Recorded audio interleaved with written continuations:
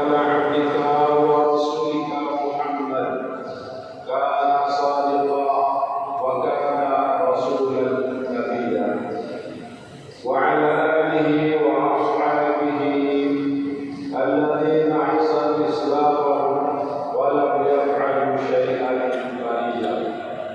رب اشرح لي صدري ويسر لي أمري واحلل عقدة من لساني يفقهوا قولي. أما بعد. حضرة المحترم العلماء والأجلاء bapak-bapak para guru, para asatidz, mata-mata Allah betul hayati wa umurih wa adati wa umurih. Semoga beliau memiliki selalu diberikan kesehatan, panjang umur, ilmu yang barokah bagi kita semua. Yang saya hormati Bapak Camat Mas Bagi, yang saya hormati Bapak Paramil dan Kapolsek Kecamatan Mas Bagi, yang saya hormati para tamu undangan yang tidak bisa saya sebut satu-satu, wabil khusus kepada kita semua yang hadir di tempat ini. Semoga kita semua selalu diberikan kesehatan oleh Allah Subhanahu wa Ta'ala, diberkahi segala urusan kita oleh Allah Subhanahu wa Ta'ala.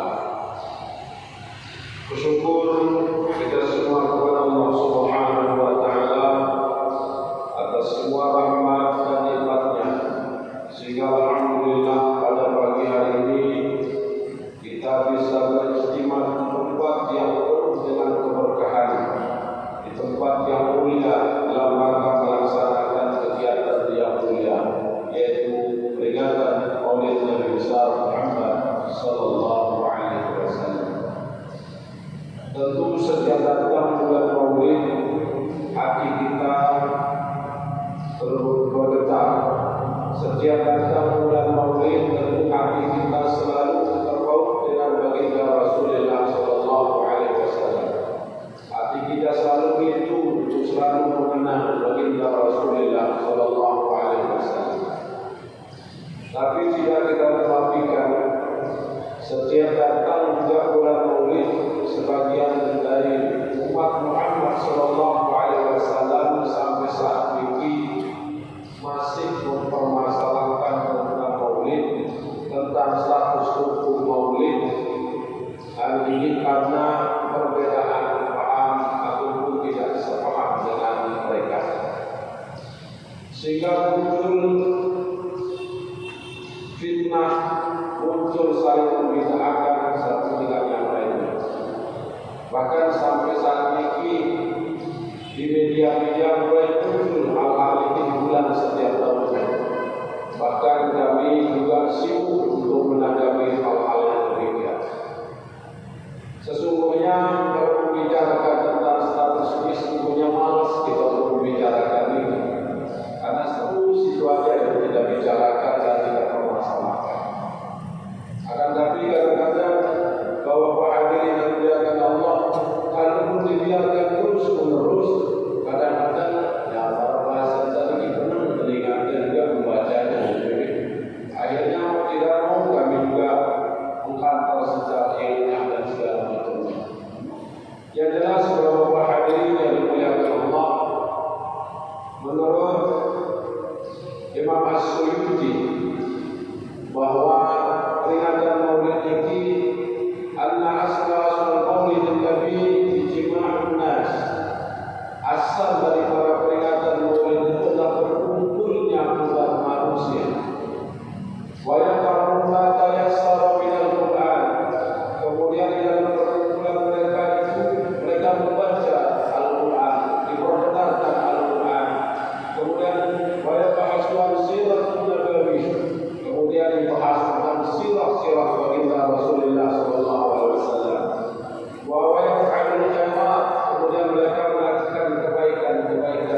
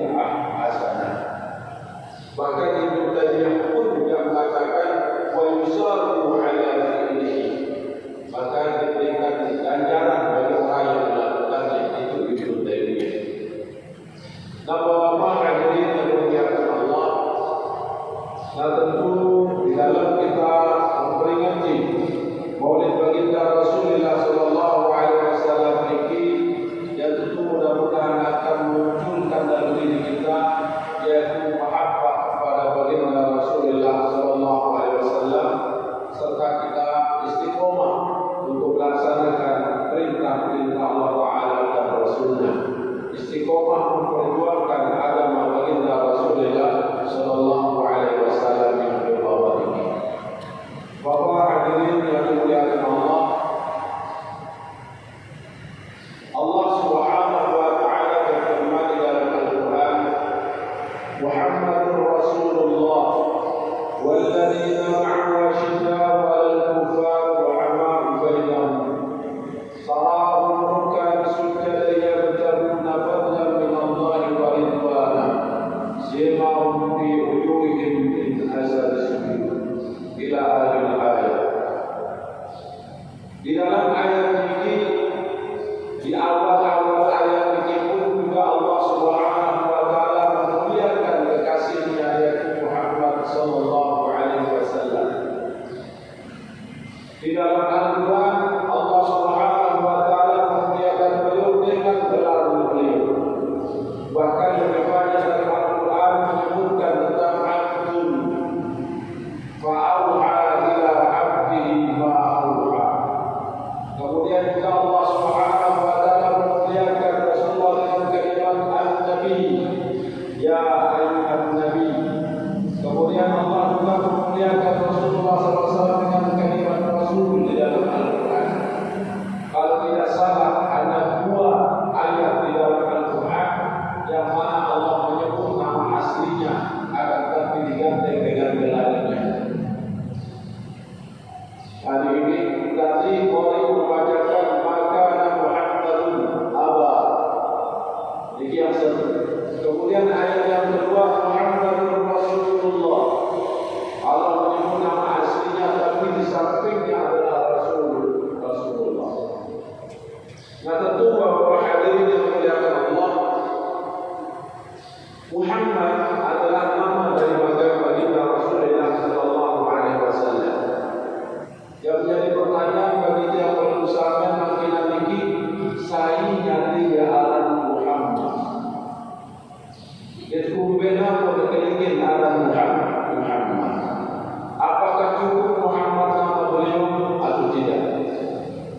Nah, Bapak hadirin yang dimuliakan Allah, Imam Al-Baihaqi dalam kitab Dalailun Nubuwah juz 1 halaman 121 bahwa dari Jabir bin Mut'im an abihi qala sami'tu Rasulullah sallallahu alaihi wasallam yaqul innama ana Muhammadun wa ana Ahmadu wa ana al-Hasim wa ana al-Mahi wa ana al-Aqib. Ini nama lain dari baginda Rasulullah sallallahu alaihi wasallam. Jadi arahnya dari saudara Muhammad. Hari ini, nah siapa yang memberikan nama Muhammad? Apakah Bapak Abu Thalib? Apakah ibu beliau Aminah? Ataupun yang lain? Ternyata dalam kitab Dalailun Nubuwah yang memberikan nama Muhammad adalah Allah Subhanahu wa taala melalui malaikat Jibril alaihi salatu wassalam. Karena ketika diriwayatkan bahwa Sayyidina Aminah meriwayatkan dalam kitab Dalailun Nubuwah, Inna Muhammad bin Muhammad, ketika saya mengandung Muhammad, kata beliau ini, kemudian datang malaikat. Bahkan dalam riwayat ini mulai dengan ngidamnya Rasulullah, ngidamnya Aminah, maka setiap malam ketika ada pintu inama, ini selalu didatangi oleh malaikat. Nah begini, kemudian malaikat ini menguasai kepada Aminah, innaki tarhamati sayyidil ummah. Ya Aminah, sesungguhnya yang ada dalam kandunganmu itu adalah dapur dari semua umat. Setiap malam ketika Aminah tidur selalu didatangi dan diawasi oleh malaikat. Terakhir, pada malam terakhir baginda Rasulullah SAW, malaikat Jibril hadir dengan mengucapkan kalimat yang sama, innaki tarhamati sayyidil ummah. Wa idza wala'atullahi wasalliha bi Muhammad. Ya Aminah, sebentar lagi anakku akan lahir, maka maka dia adalah garpu dari semua umat manusia. Pada siang lahir nanti taruh dia di atas tanah, permukaan tanah, dan berikan nama Muhammad. Nah, jadinya yang memberikan nama ini Allah Subhanahu wa taala melalui malaikat Jibril, bukan Abu Thalib, bukan pamannya Abdul Muthalib ataupun yang lain, langsung dari Allah Subhanahu wa taala, yaitu Muhammad. Kenapa Allah Subhanahu wa taala memberikan nama Muhammad? Dan ini agar dipuji oleh semua penduduk langit dan dunia. Makanya di dalam berjanji ini yang perlu saya membaca ini ya agar dipuji oleh semua jahat saja. Yang namun saya berdoa akan dipuji oleh semua makhluk di sisi Allah Subhanahu wa taala. Namun hadirin yang dimuliakan Allah, selain daripada kalimat Muhammad, maka ada nama beliau juga adalah Ahmad. Dan ini ada nama beliau juga adalah Ahmad. Antara dua ini walaupun berbeda, ada nama Muhammad dan ada nama Ahmad. Semuanya adalah kembali kepada baginda Rasulullah sallallahu alaihi wasallam. Maka menurut ulama tafsir, Ahmad adalah nama populer beliau di atas langit, kemudian Muhammad adalah populer beliau di dunia. Kemudian ulama yang mengatakan Ahmad nama populer beliau di kalangan para malaikat, kemudian Muhammad nama populer beliau di kalangan umat manusia. Ulama yang lain kalimat Ahmad nama Muhammad populer beliau di kitab-kitab terdahulu, kemudian Muhammad adalah di dalam Al-Quran. Hari ini bahwa hadirin dimuliakan Allah, adalah Muhammad dan Ahmad. Semuanya bahwa hadirin adalah kembali kepada Rasulullah sallallahu alaihi wasallam. Maka di dalam kitab Al-Taurat pun juga demikian dikisahkan. Wa in qala Isa bin Maryam inni Rasulullah ilaikum musaddiqan lima baina yadayya min at-Taurat wa mubasyshiran bi rasulin ya'ti min ba'di ismuhu Ahmad ay Muhammad.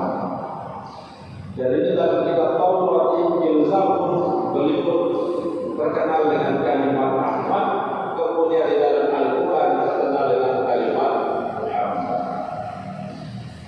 Nah, kemudian Bapak hadirin yang dimuliakan Allah, yang ketiga al-Hasyr alladzi yahsyuru an-nasa baina qadami yaumil qiyamah. Al-Hasyr, nah ini adalah termasuk nanti di bawah tangan, maka semua manusia akan berkumpul nanti di padang mahsyar.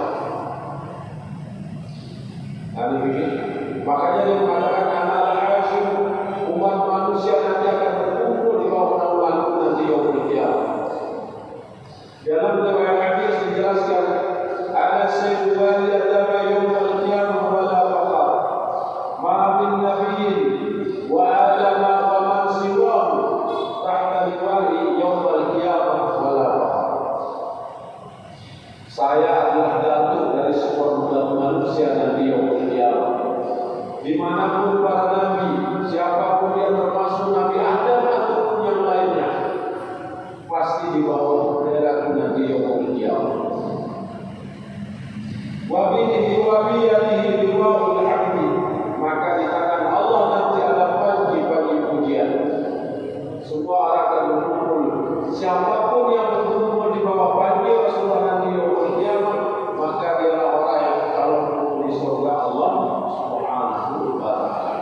Yang memisahkan diri daripada Rasulullah nanti yaumul qiyamah adalah kalau berkumpul di neraka di sisi Allah. Ana sayyidul wali Adam yaumul qiyamah. Jadi kalau kita perhatikan kalimat ana sayyid, aku datuk, artinya bahwa beliau sendiri menyebut dirinya kalimat sayyid. Ada sayyid waladi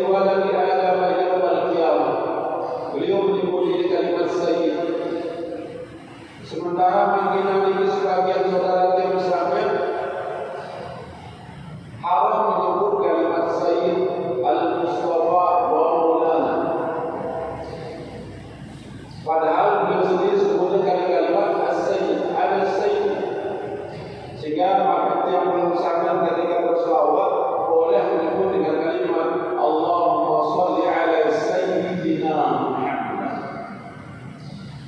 Tapi sebagian saudara kita itu haram, tidak boleh, karena terlalu membesar-besarkan baginda Rasulullah, dan itu haram. Kita diibaratkan seperti Bani Israel yang membesar-besarkan yaitu Nabi Isa alaihi salatu wassalam. Kalau orang Bani Israel terlalu membesar-besarkan Nabi-Nya sampai disujudi, disembah Nabi-Nya, itu yang tidak boleh. Umat Muhammad juga tidak boleh bersujud kepada Rasulullah, menyembah Rasulullah. Tapi kalau sekedar memanggil dengan kalimat Sayyid Al-Mustafa wa Maulana adalah kalimat yang pantas dan wajar bagi baginda Rasulullah SAW. Belum termasuk hal yang berlebihan. Nah, ini beberapa hal yang berlebihan. Kemudian yang ketiga kata Rasulullah SAW, adalah al-asyirun alladhi yahsuruna al-aqib. Al-aqib bermakna adalah la nabiyya ba'da. Nah, ini al-aqib bermakna penutup. Jadi sudah jelas bahwa hadirin muliakan Allah, ketika Isra Mi'rajnya baginda Rasulullah sallallahu alaihi wasallam sudah diresmikan oleh Allah, distempel resmi oleh Allah di muka Rasulullah khataman nabiyyin, penutup para nabi. Bahkan Al-Quran la nabiyya ba'da, tidak ada nabi setelah Rasulullah sallallahu alaihi wasallam. Kalau ada orang-orang yang mengaku nabi setelah Rasulullah, nah ini yang jadi masalah. Karena bermunculan bahwa hadirin muliakan Allah, terakhir kemarin di Indonesia di Jombang ada yang mengaku dirinya adalah Nabi Isa alaihissalam mendapatkan wahyu. Karena pemahaman mereka Nabi Isa akan diturunkan ketika akhir zaman, dia mengaku diri sebagai Nabi Isa. Kalau sudah 74 orang mengaku diri dari Nabi, maka itu adalah akan terjadi kiamat. Jadi waktu dia mengaku diri dari Nabi ini dalam barat lain, sama Bakri, ada Malik bin Umar menjawab, aku jadi Nabi Isa. Dia mendapatkan wahyu bahkan menantang semua MUI ditantang untuk berdebat tentang keabsahan. Subhanallah. Yang jelas Allah sudah berfirman di dalam Al-Quran, la nabiyya ba'da, dan Nabi Muhammad. La nabiyya ba'di, kata Rasulullah, dan ada Nabi setelahku. Karena beliau sudah memberikan kelam al-aqib, penutup. Nah, ini penutup. Ana al-mahi, kata Rasulullah, aku ini adalah al-mahi, adalah yang menghafal, yang menghapus kekufuran. Makanya Rasulullah SAW diutus oleh Allah Subhanahu wa Ta'ala adalah untuk menghapus kekufuran kejahilian, yang menyembah berhala, yang mensekutukan Allah Subhanahu wa Ta'ala, agar kembali kepada menyembah di sisi Allah Subhanahu wa Ta'ala. Ini yang dinamakan lain daripada baginda Rasulullah. Makanya ada disebut dalam Al-Quran Muhammadur Rasulullah. Nah, tapi tentunya bahwa hadirin ya Allah, ada umat pengikut. Ketika ada Nabi, ada pengikut. Ketika Rasulullah diangkat menjadi Nabi, maka ada pengikutnya. Dan alhamdulillah kita adalah pengikut Rasulullah SAW. Dan ciri daripada umat Muhammad di situ adalah dalam Al-Quran asyidda wa al-kufar, harus tegas kepada orang kafir. Tentu kalimat tegas ini pun ditafsirkan banyak oleh para mufassir. Tegas bagaimana bukan berarti harus kita perang, tapi tegas di sini adalah tegas dari segi prinsip. Umat Muhammad harus memiliki prinsip yang kuat sesuai dengan ajaran Allah Ta'ala dan Rasul. Itu apa yang penting. Karena yang disebut dengan kafir ini ada dua. Ada kafir harbi,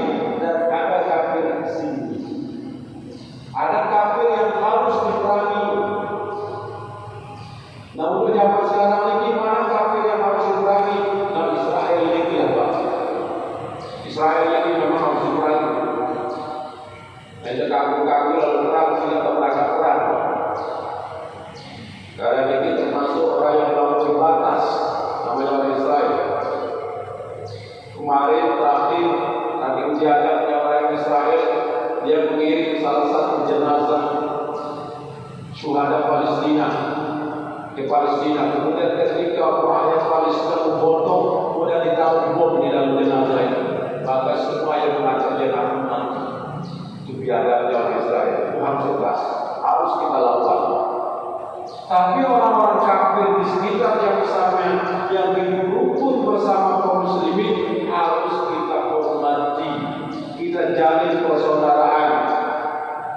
Karena Rasulullah pun juga bergaul dengan orang-orang Yahudi. Bahkan Rasulullah berkumpul dengan orang-orang Yahudi. Selama orang kafir tidak mengganggu kaum muslimin, maka tetap kita hormati, kita rangkul sebagai saudara. Hari ini yang termasuk yang disebut dengan asyiddah wal kufar, tegas. Hari ini kalau dia berbaik kepada kita, berbuat baik, maka kita lebih baik. Kalau dia sopan kepada kita, maka kita harus lebih sopan kepada Muhammad sallallahu alaihi wasallam. Kemudian yang kedua, ciri umat Muhammad sallallahu alaihi wasallam selain asyiddah wal kufar, ruhama'u bainahum. Ciri umat Muhammad ini saling menyayangi antara satu dengan lainnya, saling kagum. Dan di sini jadinya diibaratkan oleh Rasulullah, umat itu adalah ibarat satu bangunan yang mana satu dengan lainnya saling mendukung. Kemudian dalam riwayat lain, umat itu seperti satu tubuh. Apabila satu sakit, maka semua anggota tubuhnya merasakannya. Sekarang saudara-saudara kita di Palestina mengalami sakit, penindasan. Maka umat Muhammad harus memiliki rasa. Kalau kita betul-betul menjadi umat Muhammad, memiliki iman yang kuat kepada Allah, maka harus kita merasakan pahitnya yang dialami saudara kita yang di Palestina. Ketika sedang nonton TV misalnya, mungkin atau Israel membunuh orang Palestina, kemudian dinamakan asas ketik dalam adil dan prihatin dan segala macam, maka diragukan keimanan kita di hadapan Allah Subhanahu wa Ta'ala. Minimal kalau kita tidak bisa berbuat, maka berbuatlah melalui doa. Doa silahul mu'min. Doa itu adalah termasuk senjata bagi orang-orang mukmin. Selalu tidak berdoa. Nah ini bahwa hadir oleh Allah. Maka yang diinginkan Rasulullah SAW dari kita adalah Muhammad, saling menyayangi, menjalin hubungan Islamiyah, menjalin persaudaraan yang kuat. Kadang-kadang terpecahnya persaudaraan ini sesungguhnya yang disebabkan oleh nikmat duniawi. Ini musuh besar kita sesungguhnya. Yang menjadi perpecahan di kalangan kita semua adalah nikmat duniawi. Antara semotor, jalan semotor, gara-gara nikmat duniawi, gara-gara kesedihan, gara-gara bakat lucu, jelas.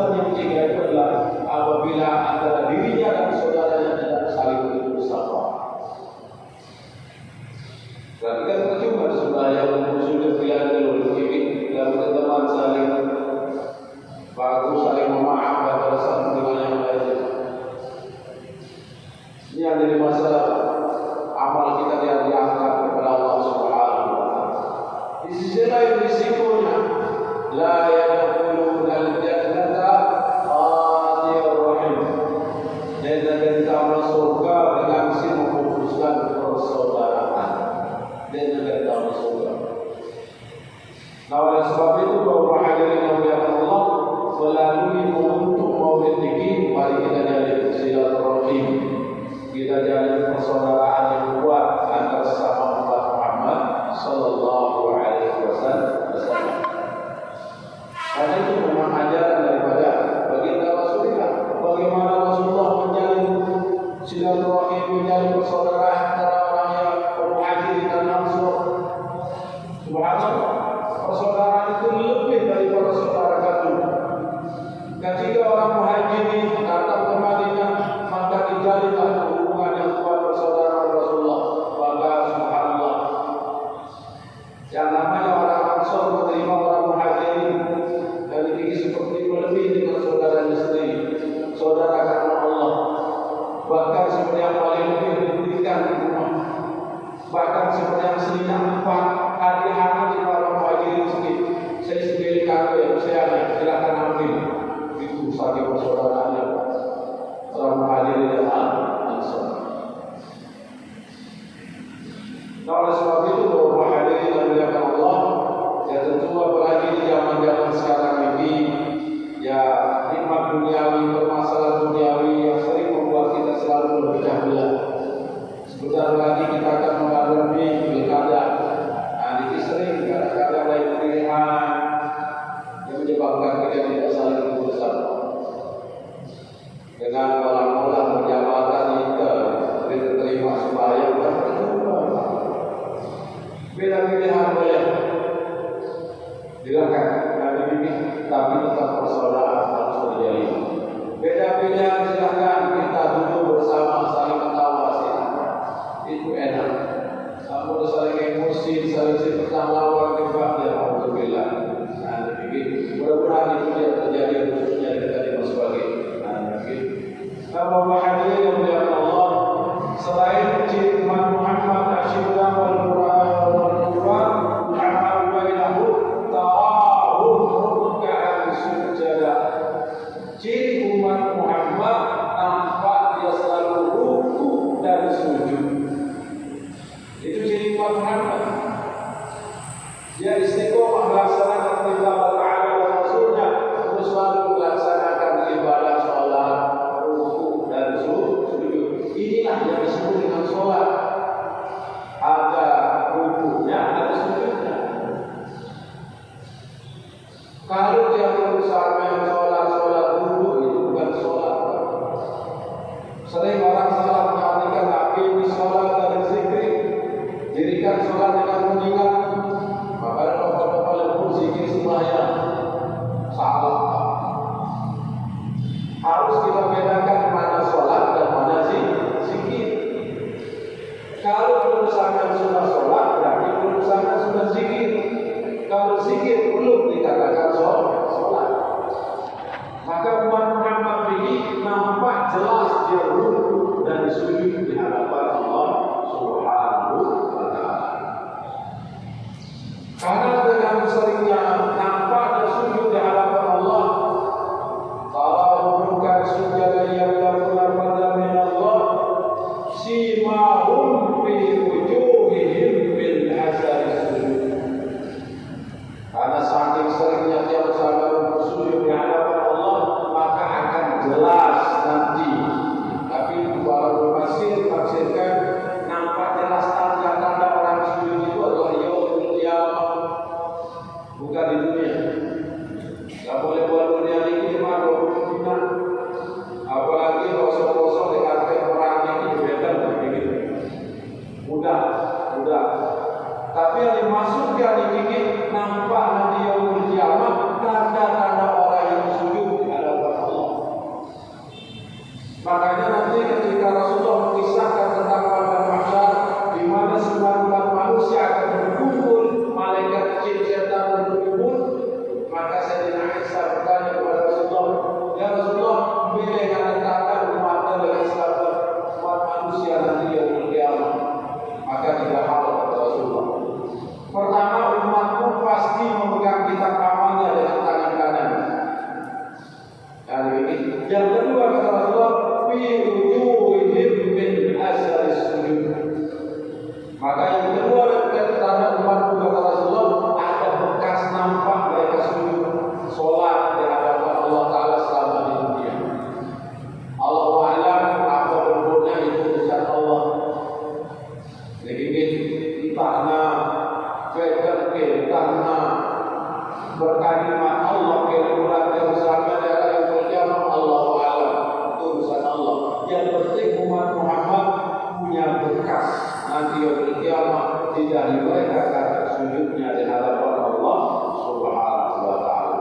Kemudian yang ketiga kata Rasulullah, "Qurrul muhajjalina min asaril qulub." Muka-muka mereka akan bersinar nanti yaumul qiyamah karena dia sering berkumpul. Faman arada yudkhil ghurratahu falyaf'al.